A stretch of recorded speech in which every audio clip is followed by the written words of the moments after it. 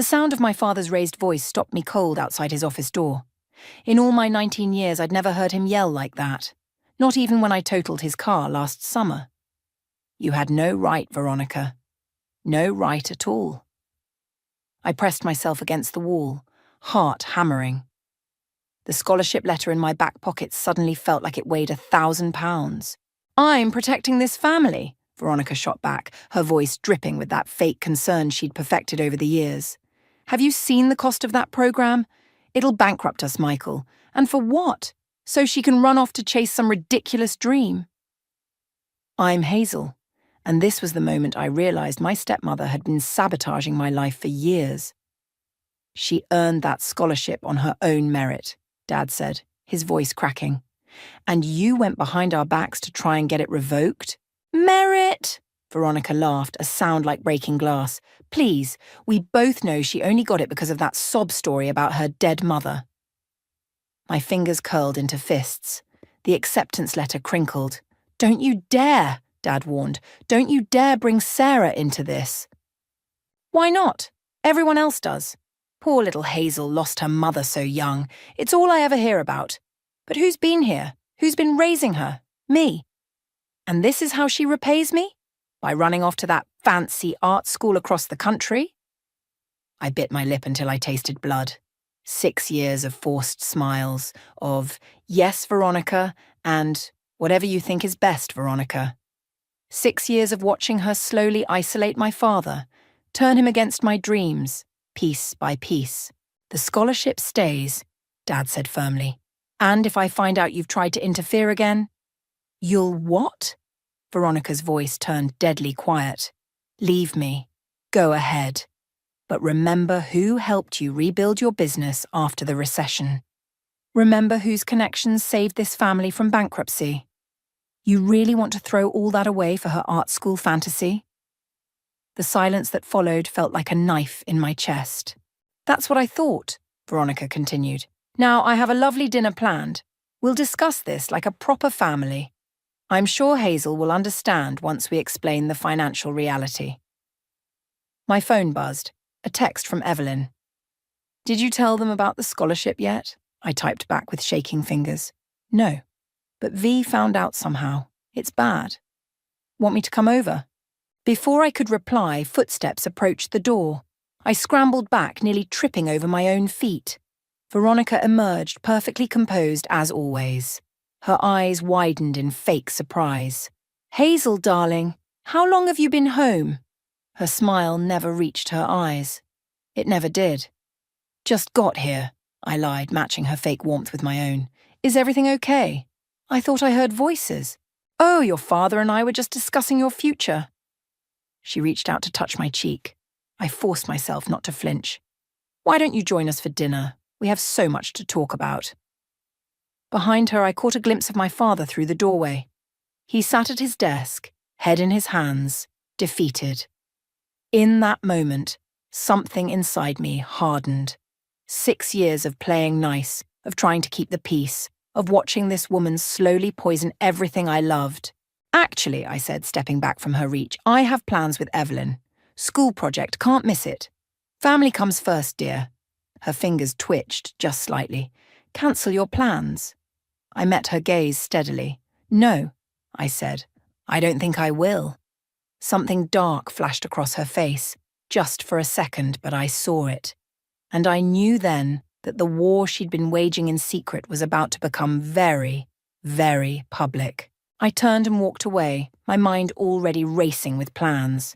If Veronica wanted to play games, fine. But she was about to learn that some people play to win. Evelyn's basement had always been our sanctuary, but tonight, it felt like a war room. I paced between the worn leather couch and the pool table, replaying the afternoon's confrontation while she watched me with growing concern. She actually tried to get your scholarship revoked. Evelyn's voice cracked with disbelief. That's next-level psycho, even for Veronica. I stopped pacing, fishing the crumpled acceptance letter from my pocket. Dad's signature is forged on this withdrawal request. Look at the date. 3 days ago. She must have gone through my room while I was at work. What are you going to do? The question hung in the air like smoke. Through the basement window, I caught glimpses of people walking past. Normal families heading home for normal dinners without wondering if their stepmother was plotting their downfall. Remember when she first moved in? I sank onto the couch. How she used to bring me those little art supplies. Watercolours, sketch pads, fancy pencils. Yeah, you were what, 13? 12! My laugh came out bitter. God, I actually thought she cared about my art. Turns out she was just marking her territory, making sure Dad saw her playing Mommy. My phone buzzed. Dad again. 4th missed call. You should talk to him, Evelyn said softly. And say what? Hey, Dad. Sorry your wife's a manipulative snake who's been sabotaging me since middle school. Maybe he needs to hear exactly that. Before I could respond, footsteps thundered down the basement stairs. Derek burst in, still wearing his work uniform from the garage. You okay? Got your text? He crossed to the couch, pulling me close. The familiar smell of motor oil and cologne steadied my nerves. I'm fine, just family drama. Bullshit. He pulled back, studying my face. You're shaking. Evelyn tossed him the forged withdrawal letter. His expression darkened as he read. This is illegal, he said finally. We should report her. To who? The evil stepmother police. The actual police. This is fraud. My phone buzzed again. This time a text from Veronica. Your father is very disappointed in your behaviour. Come home so we can discuss this as a family. I showed them the message. Evelyn swore under her breath. Classic manipulation, she said, making it sound like your dad's the one who's upset when she's the one pulling strings. You can stay at my place, Derek offered. My roommate's gone for the week. The offer was tempting, but running would only prove Veronica right, that I was too immature, too unstable for the scholarship program. My phone chimed again. This time it was Sophie, Veronica's best friend. Hey, sweetie, heard about the scholarship situation. Let's grab coffee tomorrow, just us girls. That's weird, Evelyn said, reading over my shoulder. Since when does Sophie reach out to you directly? Since never. I forwarded the text to them both. Think Veronica put her up to it? Obviously, Derek scoffed. But maybe we can use that. Evelyn sat up straighter. What do you mean? Sophie knows all Veronica's secrets, right? And, lately, I've noticed tension between them at the country club. I turned to face him. What kind of tension? The kind where Sophie drinks too much at ladies' brunch and starts venting about feeling used. Trust me, there's bad blood there. A plan started forming in my mind.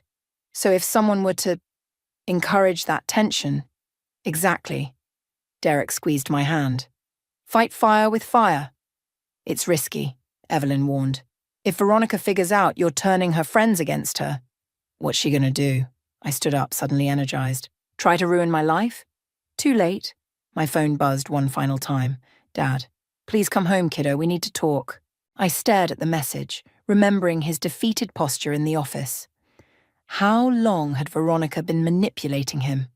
How many other times had she sabotaged things behind our backs? I'm going home, I announced, but not to make peace. Want backup? Derek asked. I shook my head. I need to handle this part alone, but tomorrow.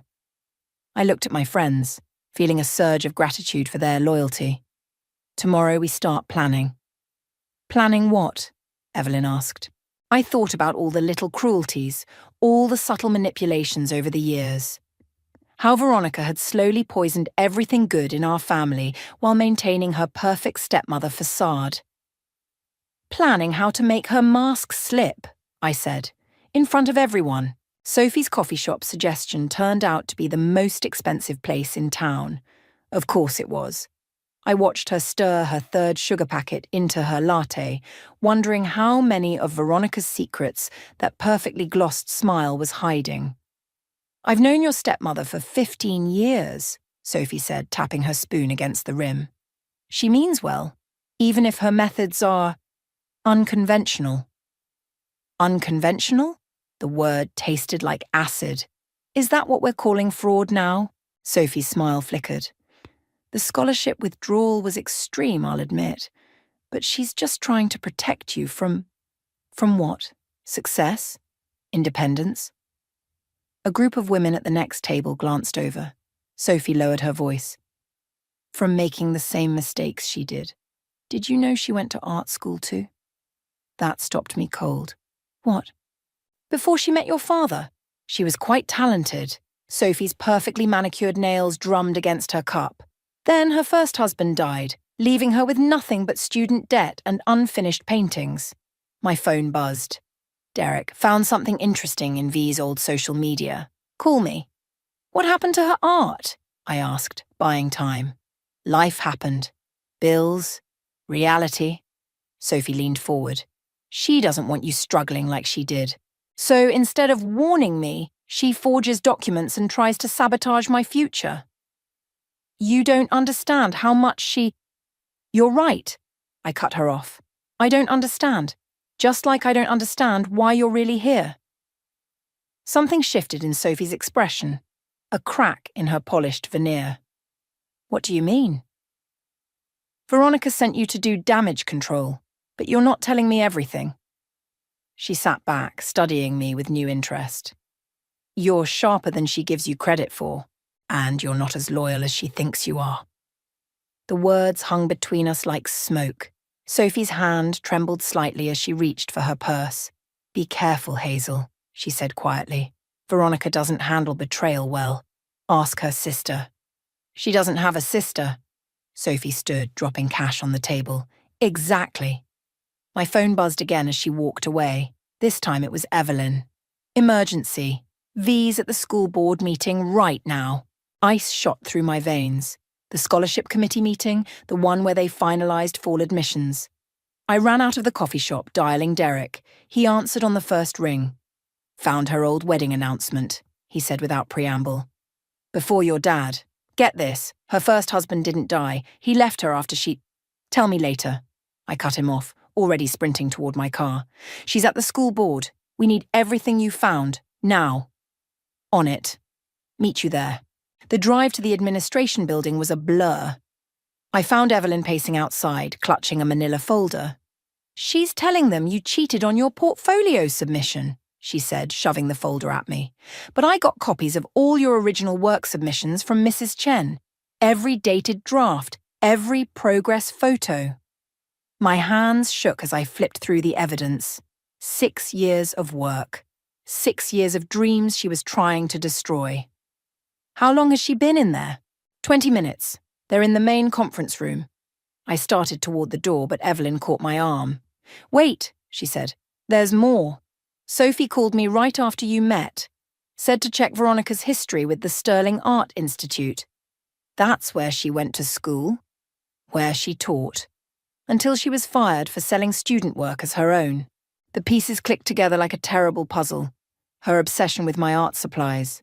The way she'd hover when I worked. All those suggestions about signing my pieces differently. She wasn't preparing to be a supportive stepmother, I whispered. She was marking her territory, making sure everyone knew she was the real artist in the family. Hazel. Evelyn's voice was urgent. If she convinces them you cheated. She won't. I pushed through the building's doors, clutching my evidence folder like a shield. Behind me, I heard Derek's car screech into the parking lot. Ahead, voices drifted from the conference room, including Veronica's, smooth as honey, and twice as toxic. I hate to bring this to your attention, but as someone who deeply values artistic integrity, I took a deep breath, squaring my shoulders. Time to show her what real artistic integrity looked like. Ready? Evelyn whispered beside me. I thought of Sophie's warning about betrayal, about Veronica's mysterious sister, about all the lives she'd poisoned before mine. Ready, I said, and pushed open the conference room door. The Sterling Art Institute's records arrived in a plain manila envelope, but the contents hit like a bomb. I spread the documents across Derek's kitchen table while Evelyn paced behind me. Terminated for ethical violations, I read aloud. Multiple incidents of unauthorized use of student work. Keep reading, Derek said, pointing to the next paragraph.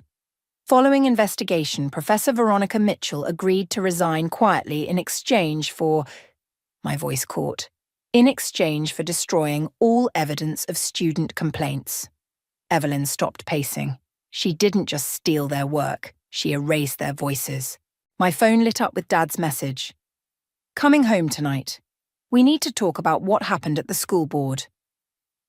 The school board meeting had been a disaster.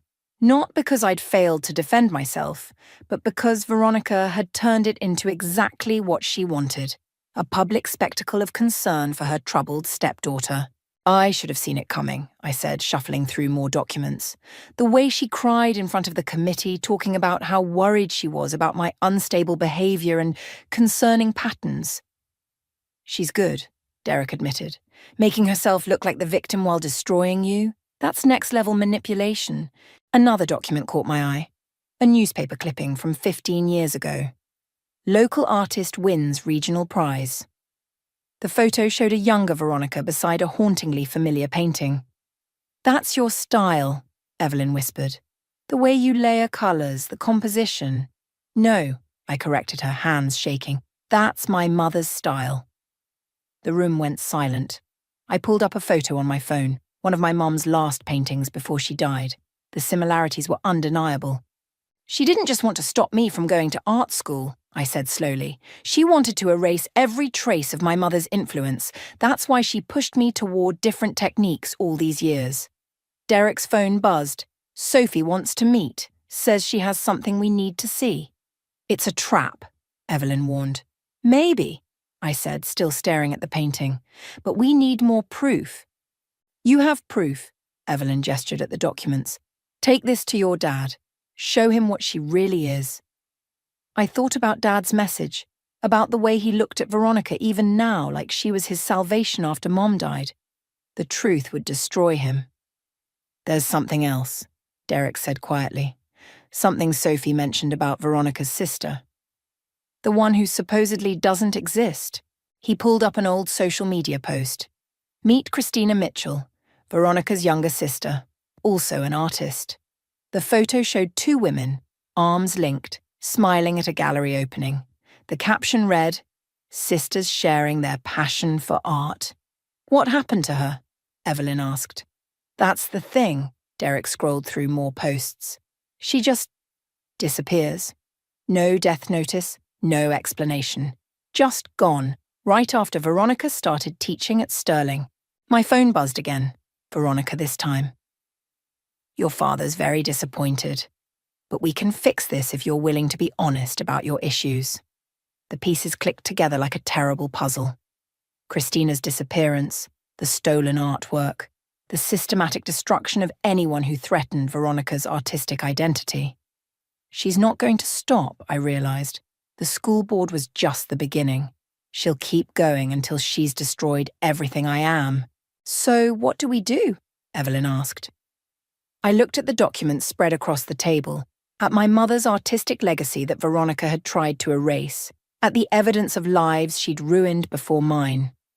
We find Christina, I said, and we make Veronica face every person she's ever silenced.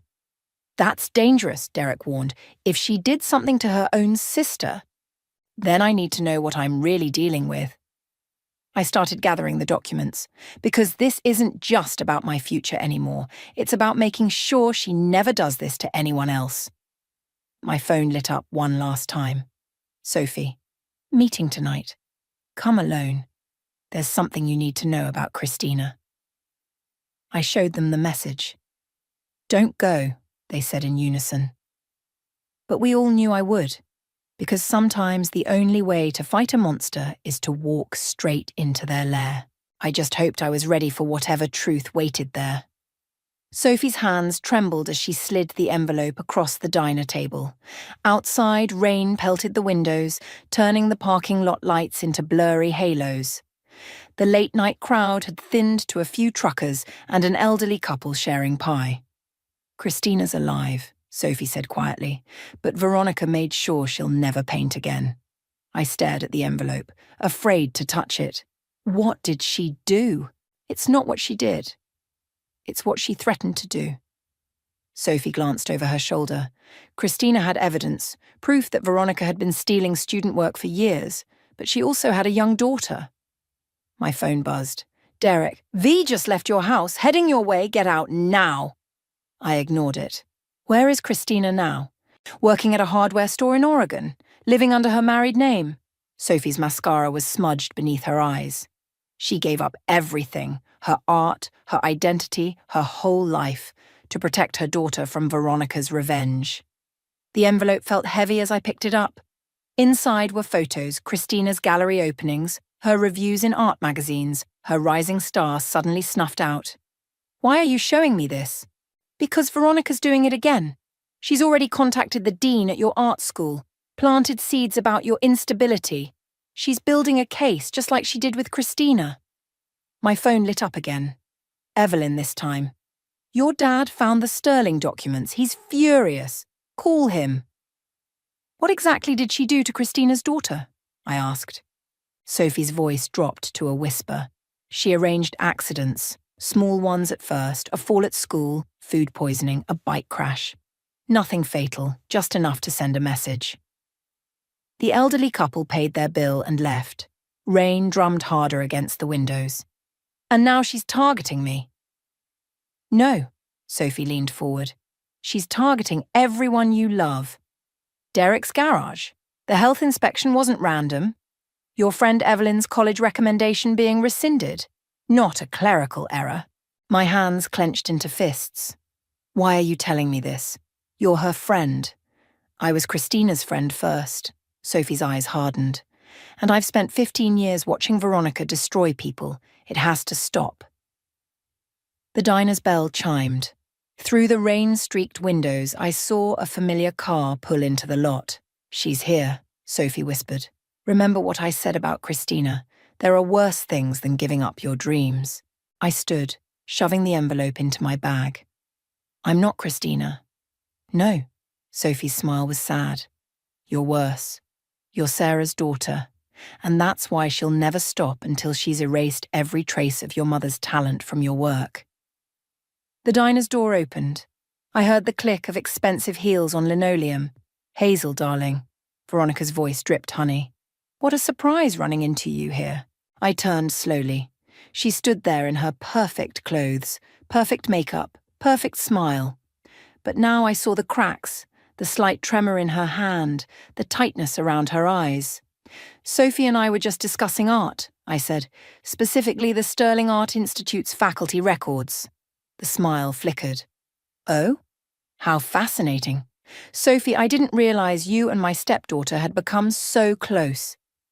We were actually talking about Christina, I pressed. Your sister? The one who disappeared? Veronica's mask slipped for just a second, long enough to see something dark and hungry beneath. Sophie, dear, I think it's time you headed home. Sophie stood, gathering her purse. As she passed me, she whispered, Choose carefully. Some victories cost more than defeat. I watched her hurry out into the rain, leaving me alone with the monster who'd married my father. Shall we discuss this at home? Veronica gestured to the door. Your father's quite concerned about your recent behavior. I thought about Christina, living in exile to protect her child, about my mother's artistic legacy, slowly being erased, about Derek's garage and Evelyn's future. No, I said quietly. I think we should discuss it right here. All of it. Unless you'd prefer the police handle the investigation into Christina's disappearance. Veronica's smile turned razor-sharp. Oh, sweetheart, you really are your mother's daughter. She slid into the booth across from me. Let's talk about what happens to people who threaten my family. Outside, the rain kept falling, washing away any chance of escape. The police station's fluorescent lights cast harsh shadows across Dad's face as he stared at the photos spread before him.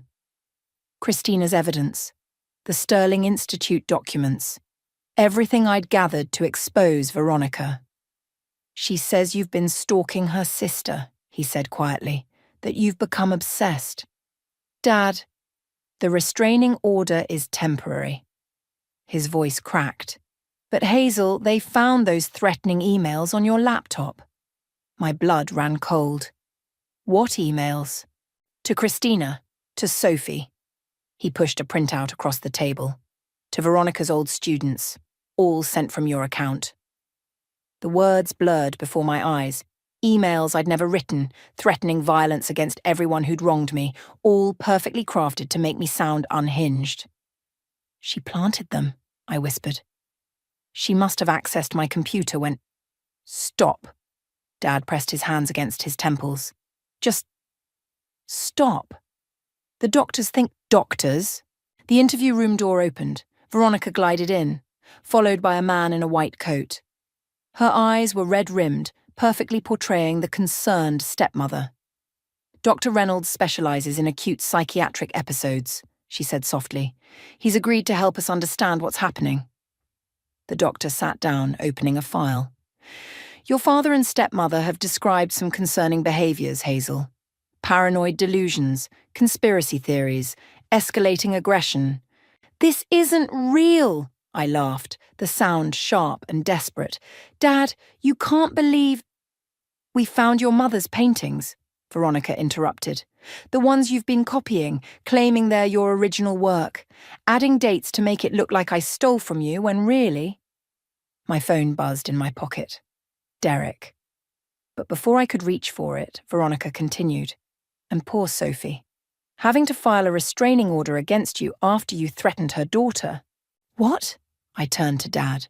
"That's not—" "The emails were quite graphic," the doctor said, "describing how you'd make her pay for betraying you." Another buzz. Evelyn this time. But the officer by the door stepped closer, watching my movements. "We just want to help." Veronica reached for my hand. I jerked away. "A short stay at the treatment center, some medication to stabilize your mood." "Dad," I pleaded, "look at me. You know me." He wouldn't meet my eyes. I thought I did. My phone buzzed a third time. The officer frowned. "Phone, please," he said. "Protocol for psychiatric holds." The world tilted sideways. This was her endgame. Not just destroying my future, but my credibility, my sanity, everything I could use against her. "Christina," I said desperately. "Call Christina, she'll tell you." "Your obsession with my sister has to stop." Veronica's voice hardened. "She's dead, Hazel. She died 15 years ago. I showed you the death certificate, but she hadn't. That was the mistake. The single thread that could unravel everything." "No," I said slowly. "You didn't." Something flickered in her eyes. Fear. My phone buzzed one final time. A text preview lit up the screen before the officer could grab it. "Found Christina. She's alive. Video proof. Holding for—" The phone went dark in the officer's hand. But I'd seen enough. Veronica had too, judging by the way her perfectly manicured nails dug into her palms. "I think," the doctor said, "given the severity of the delusions, immediate intervention would be best." 2 orderlies appeared in the doorway. Dad stood, finally looking at me with tears in his eyes. "It's just for a few days," he said, "until you're thinking clearly again." I looked at Veronica, at her mask of concern hiding the triumph beneath. She'd orchestrated everything perfectly. The evidence against her would be dismissed as the ravings of a mentally ill teenager. My father would sign whatever papers she put in front of him, and I'd disappear into a system designed to make people doubt their own reality. Just like Christina had disappeared, just like all the others who'd threatened Veronica's carefully constructed world. The orderlies stepped forward with a wheelchair. "Standard protocol," they said, "for my own safety." But as they reached for me, I remembered Sophie's words. Some victories cost more than defeat. I had to choose: fight now and prove Veronica right about my instability, or submit and pray Derek's message meant what I thought it did. "Okay," I whispered, sinking into the wheelchair. "You win." Veronica's smile was radiant with false compassion. But she didn't see me slip the police interview room recording device into my sock, the one that had captured every word of her careful manipulation. Sometimes surrender is just another way to fight. The treatment center's visiting rooms smelled like artificial lemons and despair. 3 days of observation had taught me the camera's blind spots, the staff's rotation schedule, and exactly how long I had before someone noticed the recording device missing from my sock. Christina sat across from me, her hands trembling around her paper coffee cup. She looked nothing like the vibrant artist in those old photos. Her hair was grey now, her eyes haunted. "I shouldn't be here," she whispered. "If Veronica finds out, she already knows." I slid my phone across the table, showing her the security footage Derek had captured. "You've been watching me for weeks, haven't you? Ever since Sophie reached out?" She nodded, tears welling. "I had to make sure you weren't like her, that helping you wouldn't put my daughter at risk again." The door opened. Veronica swept in, perfectly coiffed even at this early hour. Her smile froze when she saw Christina. "Well," she said softly, "the prodigal sister returns." "Hello, Veronica. Here to fuel more of Hazel's delusions?" Veronica sat beside me, maternal concern radiating from every pore. "The doctors say she's been making excellent progress. We wouldn't want to trigger another episode." I pressed play on the hidden recorder. Veronica's own voice filled the room. "Your obsession with my sister has to stop. She's dead, Hazel. She died 15 years ago." Christina's hands stopped shaking. "I'm very much alive, sister dear. And I brought proof of everything you did, every painting you stole, every student you threatened, every accident that befell my daughter until I agreed to disappear." "Careful," Veronica's voice turned silky. "False accusations can be so damaging to one's credibility. Just ask Hazel about her recent psychiatric evaluation." "That's why I'm not the one making the accusations." The door opened again. Dad walked in, followed by Detective Martinez and Sophie. My father's face was ashen as he held up a USB drive. "The emails," he said. "The ones you claimed Hazel sent. The IP address traces back to our home computer, during hours when Hazel was documented at work." "Michael, don't," his voice cracked. "Just don't." Detective Martinez stepped forward. "We have a warrant to search your devices, Mrs. Mitchell, and statements from multiple former Sterling Institute students." Veronica's mask cracked, just for a second. Then she laughed, a sound like breaking glass. "You ungrateful little snake," she hissed at me. "I gave you everything, a mother's love, guidance, protection." "You gave me chains," I said quietly. "Just like you gave Christina. Like you gave all of them." "I made them better artists." "You stole their work," Christina's voice hardened. "Their dreams, their futures. I improved them. Added my expertise, my vision." "Added," Dad interrupted. "Or stole, like you stole my daughter's college fund. The money I thought was going to her tuition." Veronica stood backing toward the door, but Sophie blocked her path. "It's over," Sophie said. "No more manipulation, no more threats. You're all conspiring against me." Veronica's perfectly manicured hands clawed at her throat. "I won't let you destroy everything I've built. I won't—" She lunged for my phone, probably hoping to destroy the evidence, but her designer heel caught on the industrial carpet. She stumbled, catching herself against the wall, right beside my latest painting, the one I'd done in my mother's style, the one the doctors had allowed as art therapy. Veronica stared at it, something breaking in her expression. "You'll never be her," she whispered. "You'll never be Sarah. No matter how perfectly you copy her technique." "I'm not trying to be her," I said. "I'm being myself. That's what terrifies you, isn't it? That I might succeed where you failed?" The detective stepped forward with handcuffs. Veronica didn't resist, her eyes fixed on the painting. "You think this is victory?" she asked softly. "You think exposing me will heal what's broken inside you?" "No," I stood, gathering my evidence. "But it will stop you from breaking anyone else." As they led her away, I caught Christina's eye. She nodded once, understanding passing between us. Some victories don't feel like winning. Some battles leave scars even after justice is served. But watching Veronica's perfect facade finally shatter completely, that felt like freedom. Dad wrapped his arm around my shoulders as we walked out, leaving the artificial lemon smell and the ghost of Veronica's control behind us. Sometimes the greatest act of revenge is simply refusing to become what your monster wanted you to be. The gallery lights cast soft shadows across my mother's paintings. The real ones this time, rescued from Veronica's storage unit, along with dozens of other stolen works. Christina stood beside me, both of us reflected in the glass protecting Summer Storm, Mum's last completed piece. She never could capture light quite like Sarah did, Christina said quietly. That's what drove her mad, you know. Not just the stealing, but the knowing. That she'd never be as genuine as the artists she destroyed. The exhibition, Reclaimed Voices, the Sterling Institute Recovery Project, had drawn hundreds. Former students, art critics, collectors, all here to reclaim what Veronica had stolen, to restore names to unsigned works, to heal old wounds. Dad appeared beside us, his tie slightly crooked. The detective wants to know if you'll testify at the sentencing hearing.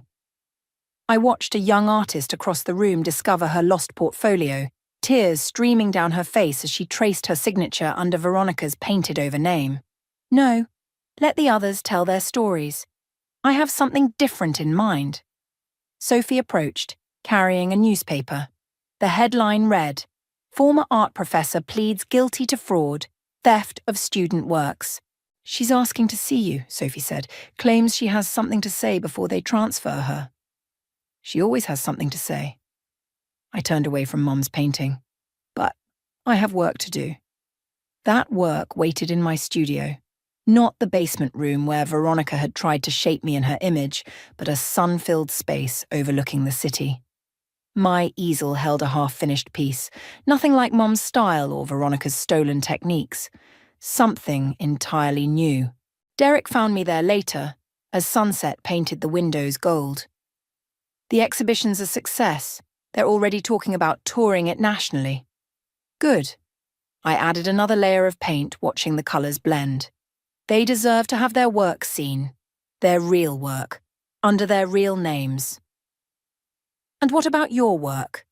He gestured to the canvas. "This is different from anything you've done before." "Because it's finally mine." I stepped back, studying the emerging image. Not what Mum would have painted.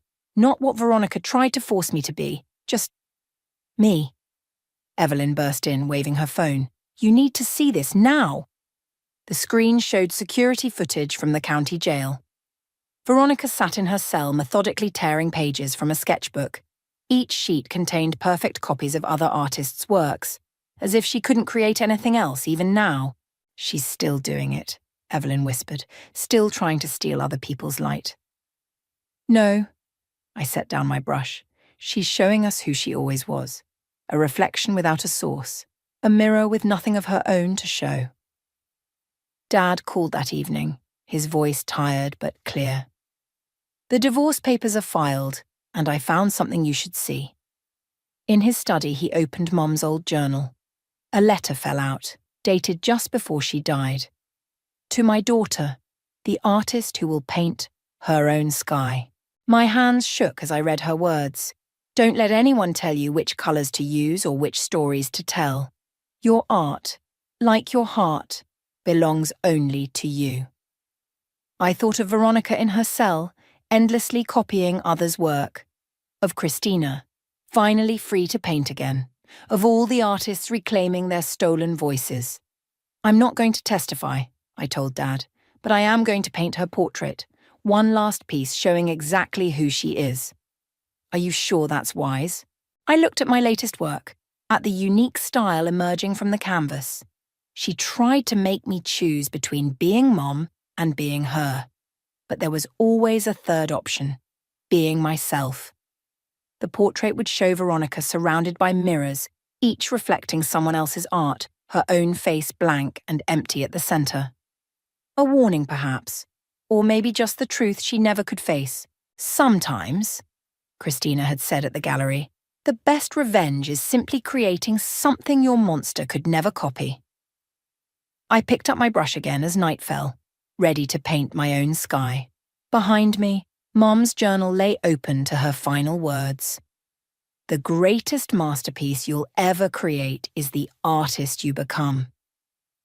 Veronica had tried to steal that future, but in the end, she'd only helped me find it. The first thing I noticed when I stepped through the front door was the silence. No welcoming embrace, no warm words of congratulations, just the faint smell of stale beer and takeout. "James?" I called out, my voice echoing through our once cozy home. I shifted baby Ethan in my arms, his tiny face scrunched up in sleep. After 2 weeks at my mother's house recovering from the birth, I'd expected, well, something more than this. The living room was a mess. Pizza boxes stacked on the coffee table, empty beer cans scattered across the floor. I sighed, feeling the weight of motherhood and housekeeping already pressing down on my shoulders. In here, James's gruff voice came from the kitchen. I steeled myself and walked in, hoping to see a hint of the man I'd married. He was slouched at the table, scrolling through his phone. He barely glanced up as I entered. "Oh, you're back." "Yes, we're home," I said, trying to keep the hurt out of my voice. "Did you miss us?" James shrugged, his eyes still on his screen. "Sure. How's the kid?" "Ethan," I corrected gently. "His name is Ethan, remember? Would you like to hold him?" Finally, James looked up. His eyes widened, and not in a good way. "Jesus, Alicia, you look different." I felt my cheeks flush. "I just had a baby, James. It takes time for the body to—" Yeah, he waved his hand dismissively. "Just maybe lay off the ice cream for a while." "Huh? You're looking a bit puffy." The words hit me like a slap. I clutched Ethan closer, as if to shield him from his father's callousness.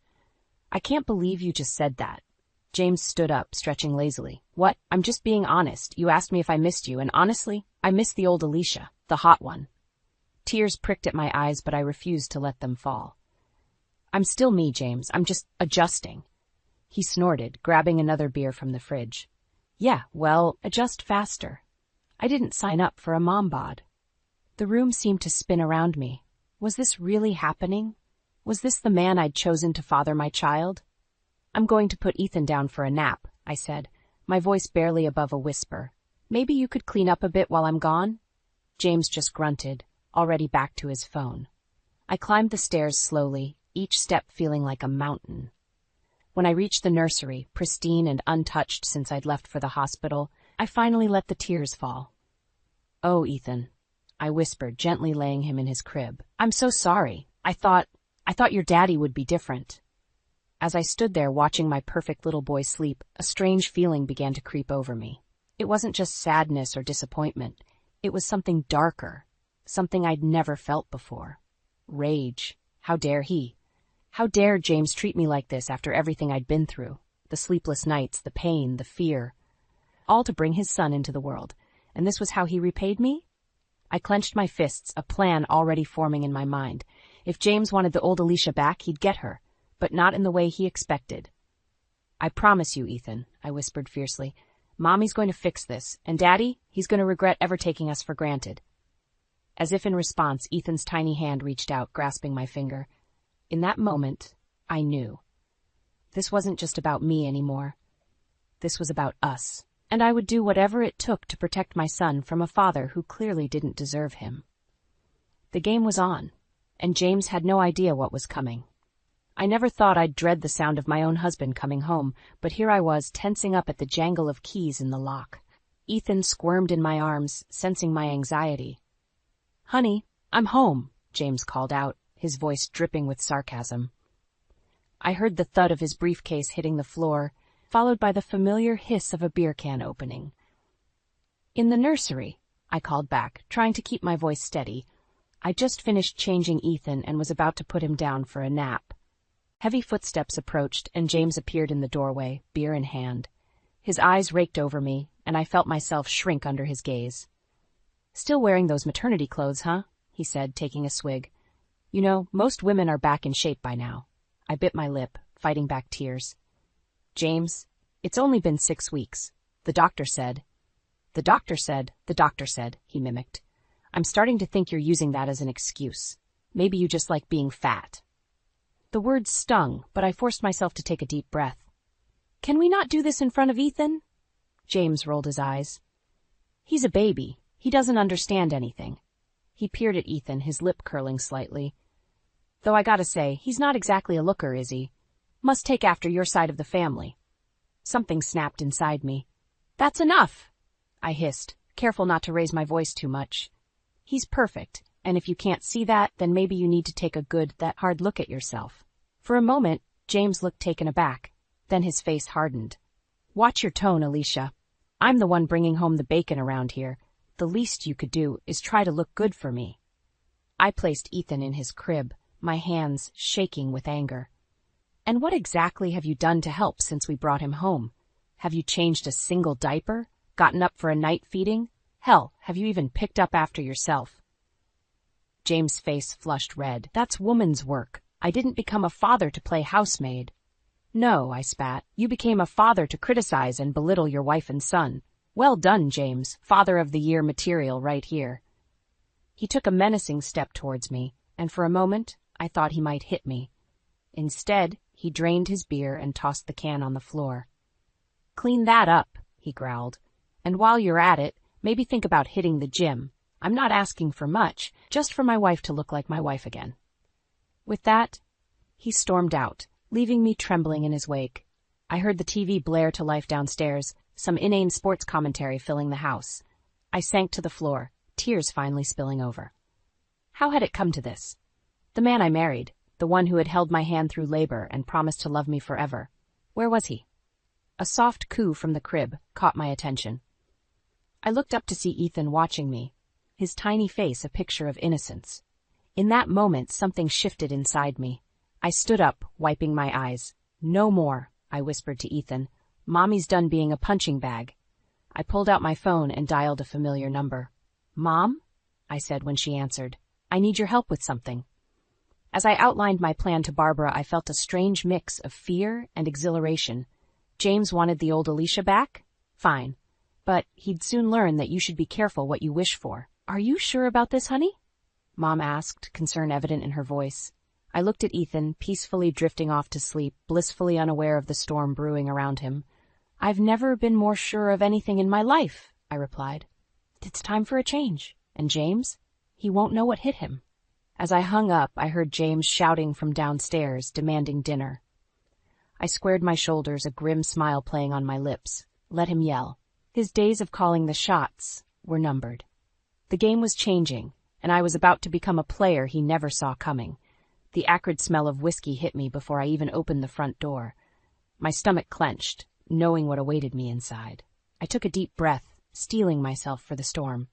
James? I called out, stepping into our dimly lit living room. Empty bottles littered the coffee table, and the TV blared some mindless reality show. A grunt from the couch was my only answer. I found James sprawled there, eyes glazed, another half-empty bottle dangling from his fingers. You're home early, I said, trying to keep my voice neutral. Rough day at work? He snorted, taking another swig. What do you care? Too busy with your precious baby to give a damn about me. I bit back a retort. Engaging him when he was like this never ended well. I'm going to check on Ethan, I said, turning towards the stairs. Oh yeah, run to your little brat, James slurred, his words dripping with venom. God knows he needs all the attention he can get. Might grow up to look halfway decent if you hover enough. I froze, my hand on the banister. What did you just say? James hauled himself up, swaying slightly. You heard me. Kid's as ugly as sin. Guess the apple doesn't fall far from the tree, huh? Something snapped inside me. All the pent-up anger, hurt, and frustration of the past months came rushing to the surface. How dare you? I hissed, advancing on him. How dare you speak about our son that way? He laughed, a harsh, grating sound. Our son, please. I'm starting to wonder if he's even mine. Gus, maybe you've been fooling around, huh? Found someone who doesn't mind your fat ass? The slap echoed through the room before I even realized I'd raised my hand. James stumbled back, shock momentarily replacing the drunken haze in his eyes. You bitch, he snarled, rubbing his cheek. You'll pay for that. Fear gripped me as he lunged forward, but years of resentment gave me strength. I sidestepped his clumsy attack, sending him crashing into the coffee table. Enough! I shouted, my voice ringing with an authority I didn't know I possessed. I've had enough of your abuse, James. This ends now. He struggled to his feet, glass crunching under his shoes. You think you can stand up to me? You're nothing without me, Alicia. Nothing. A baby's cry pierced the air, snapping us both out of our rage. I turned and raced up the stairs, heart pounding. Behind me, I heard James stumbling after me, his curses following me like a toxic cloud. I burst into the nursery, scooping Ethan into my arms. Shh, baby, it's okay, I murmured, even as my own tears threatened to fall. Mommy's here. James appeared in the doorway, his face a mask of drunken fury. "Put him down," he growled. "This is between us." I clutched Ethan tighter, backing away. "Stay back, James. I mean it." He took a menacing step forward. "Or what? You'll slap me again? Go ahead. Give me a reason." In that moment, looking into the eyes of the man I once loved, now twisted by alcohol and hate, I knew what I had to do. This wasn't just about me anymore. It was about Ethan, about giving him the life he deserved. "No," I said, my voice steady despite my racing heart. "I won't give you anything. Not anymore." I reached for my phone with my free hand, never taking my eyes off James. "I'm calling the police," I told him, "and then I'm leaving. For good." Something flickered in his eyes. Fear, maybe, or a moment of clarity. But it was quickly swallowed by rage. "You wouldn't dare," he snarled. I met his gaze, unflinching. "Watch me." As I dialed 911, a strange calm settled over me. This was it, the point of no return. But as I held Ethan close, feeling his tiny heart beating against mine, I knew I was making the right choice. The game had changed. And this time, I was playing for keeps. The gym locker room echoed with the sound of my labored breathing as I stared at my reflection in the mirror. 3 months had passed since that fateful night when I'd finally stood up to James. Now, here I was, drenched in sweat, my muscles aching, but a fire burning in my eyes that I hadn't seen in years. "You're killing it, Alicia," Sarah, my personal trainer, said as she poked her head into the locker room. "Same time tomorrow?" I nodded, managing a smile. Wouldn't miss it for the world. As Sarah left, I allowed myself a moment of pride. The woman in the mirror was changing, not just physically, but mentally. The soft, pliable Alicia who'd let James walk all over her was fading away, replaced by someone stronger, fiercer. Back home, I found my mother, Barbara, playing with Ethan on the living room floor. She'd been my rock these past months, moving in to help with Ethan while I focused on rebuilding myself. "How was the gym, sweetheart?" she asked, scooping up Ethan as I bent to kiss his forehead. "Brutal," I admitted, "but in a good way. I feel alive." Barbara's eyes crinkled with a mixture of pride and concern. "And James? Any word?" I shook my head.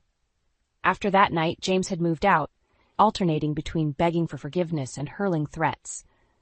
But I'd held firm, focusing on myself and Ethan. "His lawyer called again," I said, sinking onto the couch. "They're pushing for joint custody." Barbara's face hardened. "Over my dead body. After what he did." "I know, Mom," I interrupted gently, "but the court doesn't see it that way, without concrete evidence of abuse." The words hung heavy in the air. We both knew what was at stake. If James got joint custody, all my efforts to protect Ethan could be undone. As if sensing the tension, Ethan began to fuss. I took him from Barbara, breathing in his sweet baby scent. "It's okay, little man," I murmured. "Mommy's got you." Later that night, after putting Ethan to bed, I sat at the kitchen table poring over legal documents. The custody battle loomed, a dark cloud on the horizon of my newfound strength. A text message lit up my phone. "James, miss me yet? You can't keep my son from me forever. I'll see you in court, bitch." My hands shook as I set the phone down. How dare he? After everything he'd done, he still thought he had the upper hand. In that moment, something crystallized within me. This wasn't just about getting back at James anymore. This was about protecting Ethan, about breaking the cycle of abuse before it could touch my son. I picked up my phone again, scrolling through my contacts until I found the number I was looking for. It rang twice before a familiar voice answered. "Alicia? It's late. Is everything okay?" "Detective Rodriguez," I said, my voice steadier than I felt. "Remember when you said to call if I ever wanted to press charges? I'm ready." There was a pause on the other end. "Are you sure about this, Alicia? Once we start, there's no going back." I looked at the baby monitor, watching Ethan's peaceful, sleeping face. Then my eyes drifted to the mirror in the hallway, catching my reflection. The woman staring back at me wasn't a victim anymore. She was a fighter. "I'm sure," I said firmly. "It's time James faced the consequences of his actions, and I'm going to make damn sure he never hurts us again." As I hung up, a mix of fear and determination coursed through me. The path ahead would be hard, but I was ready. James wanted a fight. He was about to get one he'd never see coming. The game had changed, and this time I was playing for keeps. For Ethan. For myself. And for every woman who'd ever been told she wasn't enough. "Watch out, James. The new Alicia is coming for you, and she's not holding back. I stood in front of the full-length mirror, hardly recognizing the woman staring back at me. 6 months of grueling workouts, strict dieting, and sheer determination had transformed my body. The soft, postpartum curves James had so cruelly mocked were replaced by lean muscle and renewed confidence. "Alicia?" Mom called from downstairs. "James is here for his visitation with Ethan." My stomach clenched. Despite the restraining order, the court had granted James supervised visits. I took a deep breath, smoothing down my form-fitting workout clothes. Time to face the music. As I descended the stairs, I heard James's voice, thick with false charm.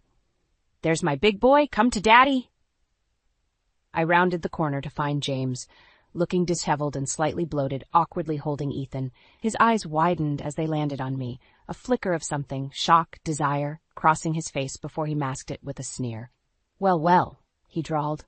"Look who finally decided to take care of herself." I bit back a retort, focusing instead on Ethan. "Hey, sweetie, Mommy's right here if you need me, okay?" James scoffed. "He doesn't need you hovering. Do you, champ?" He bounced Ethan roughly, causing him to whimper. "Careful," I snapped, instinctively reaching for my son. James pulled away, his eyes narrowing. "Back off. It's my time with him." The tension in the room was palpable. Mom stepped in, ever the peacekeeper.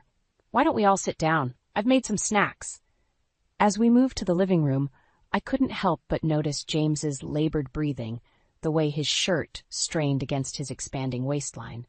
My secret weapon, weekly deliveries of high-calorie, irresistible treats to his apartment, was clearly working.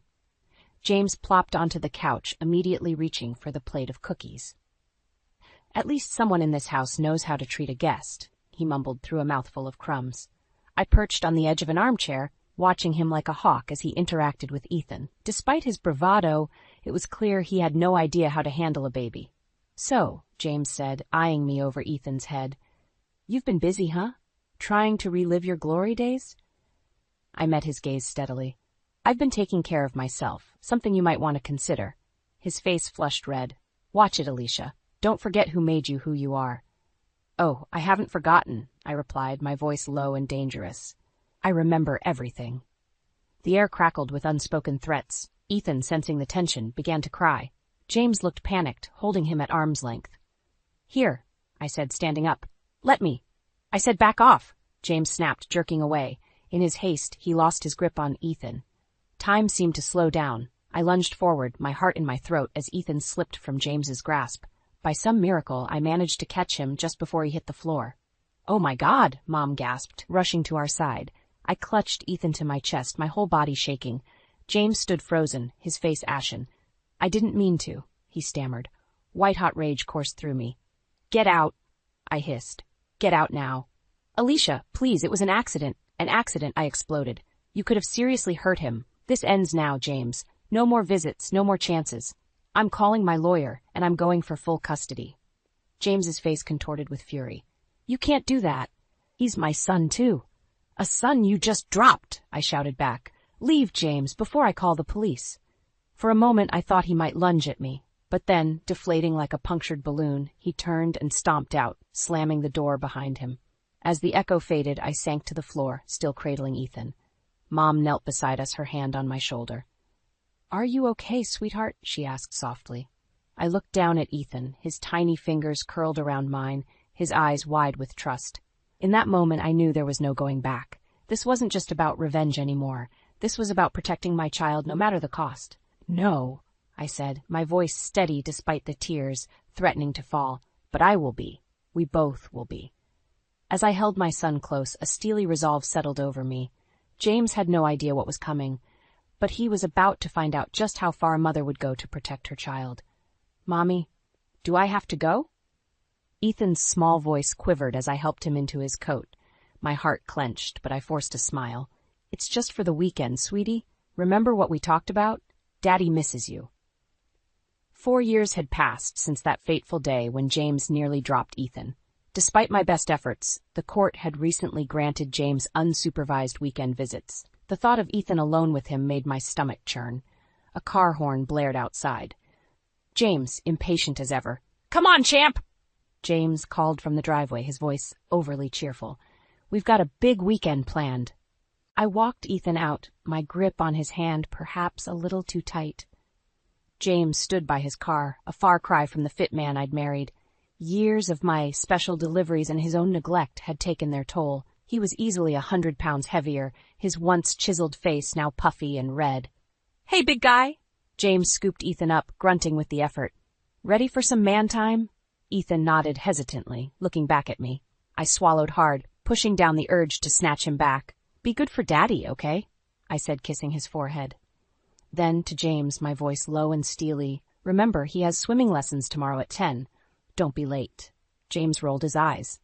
"Relax, Alicia. I've got this. Maybe if you weren't so busy at that gym of yours, you'd trust me more." I bit back a retort. My job at the fitness club had been a godsend, not just financially, but for my sanity. Plus, it gave me access to resources I needed for the next phase of my plan. As they drove away, I felt a familiar mix of anger and fear bubbling up.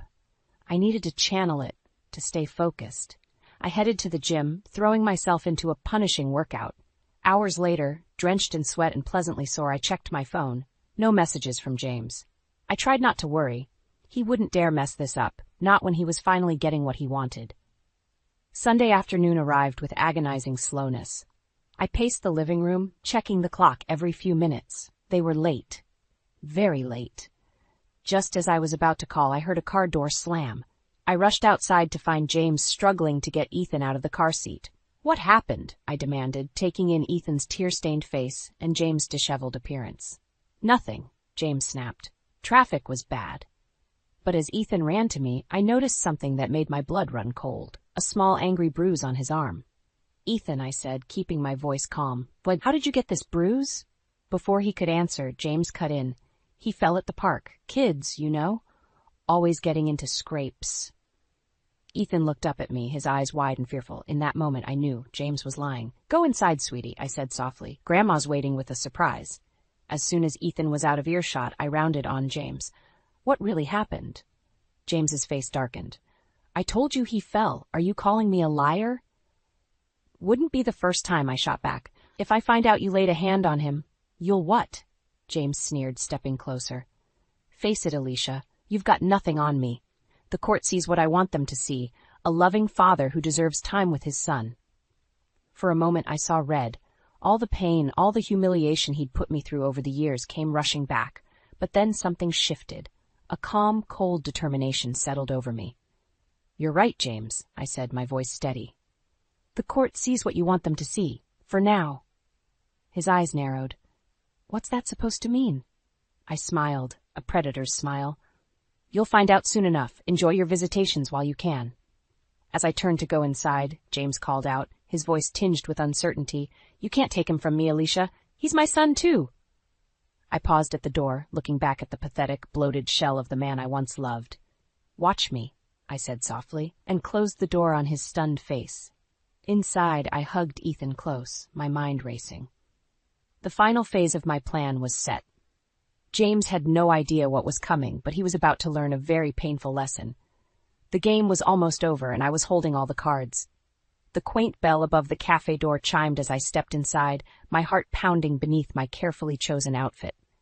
James's parents, John and Kathy, looked up from behind the counter, their smiles faltering as they took in my transformed appearance. "Alicia," Kathy gasped, "is that really you?" I smiled, a predator's grin.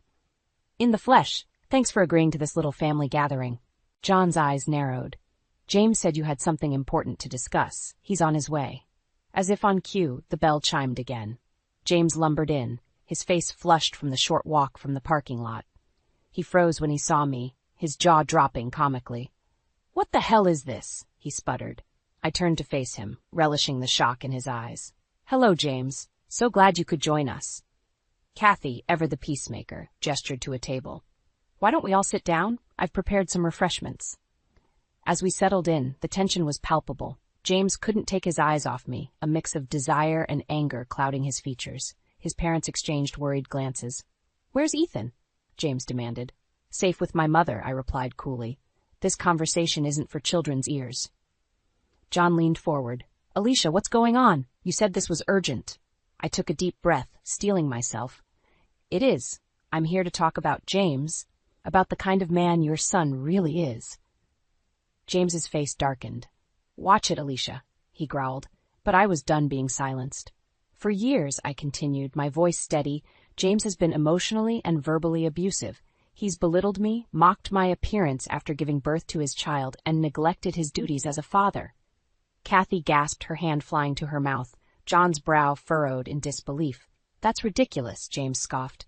"Don't listen to her. She's clearly lost her mind." I pulled out my phone, my finger hovering over the play button. "Would you like to hear it for yourself?" The color drained from James's face as I played the recordings. His cruel words, his drunken rants, the sound of objects being thrown, all preserved in damning clarity.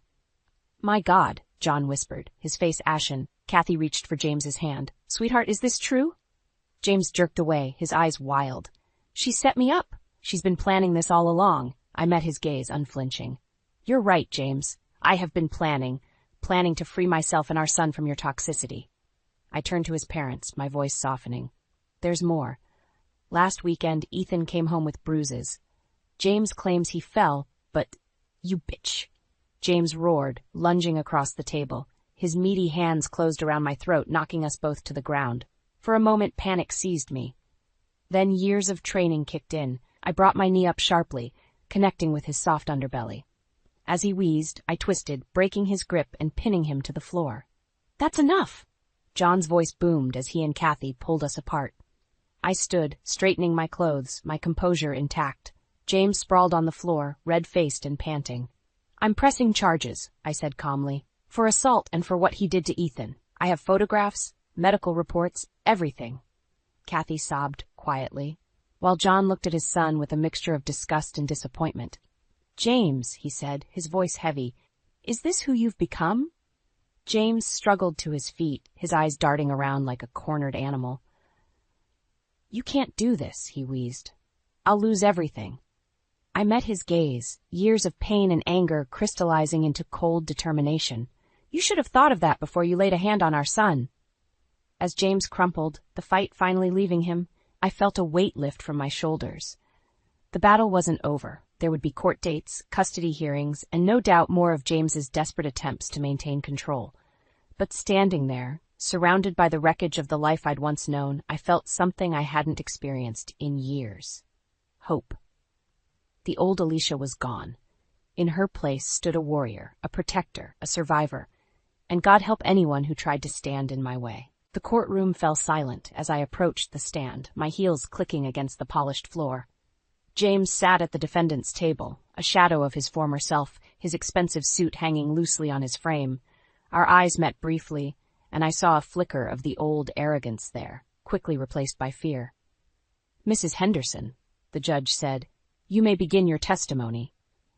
I took a deep breath, my hand resting on the thick folder of evidence I'd compiled over the years. "Your Honor, I'm here today not just as James Henderson's soon-to-be ex-wife, but as a survivor of years of emotional and physical abuse."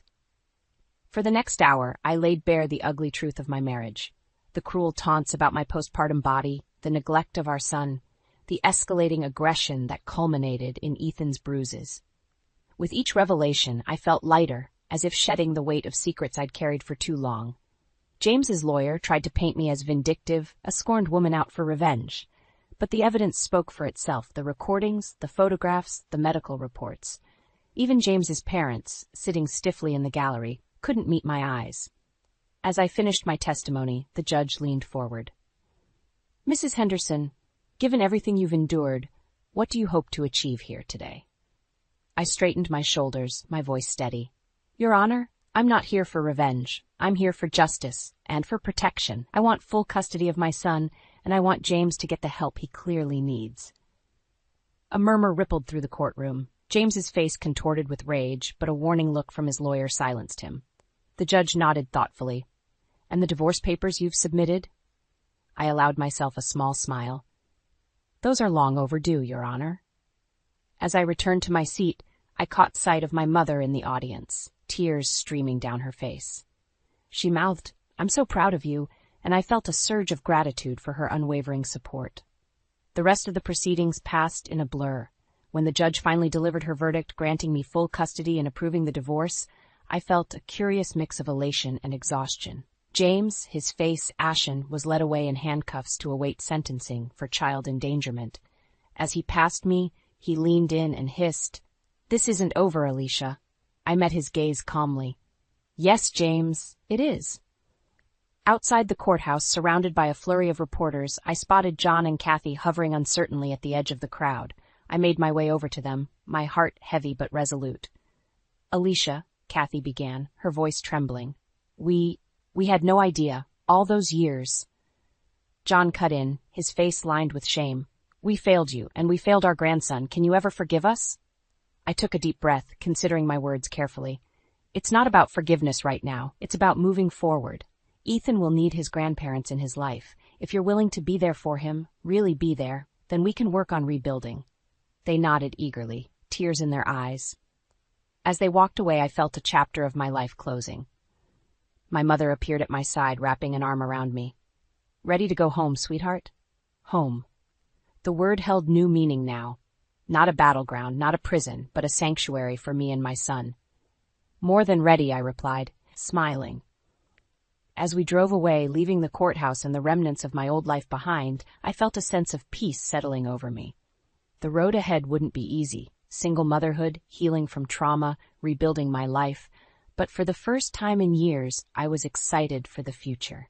The woman who had entered that courtroom was not the same one leaving it. I was stronger now, wiser, unbreakable. James had tried to diminish me, to break my spirit, but in the end, he'd only fueled my transformation. I thought of Ethan waiting for me at home and smiled. We had a whole new life ahead of us, full of love, laughter, and endless possibilities. The game was over, and this time we had both won.